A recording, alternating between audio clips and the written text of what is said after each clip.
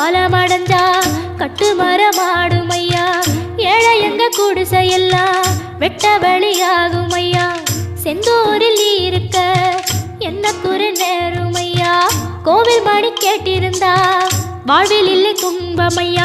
மலையில் வந்து விழுந்திடணும் மீன், விலை போனா பசிக்கு அது சோறு.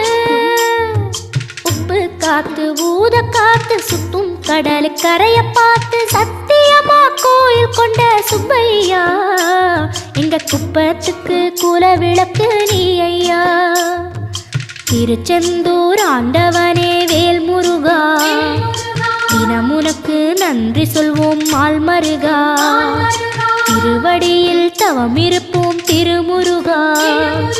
தீர்ப்பெழுது நலமெனவே வடிவழகா.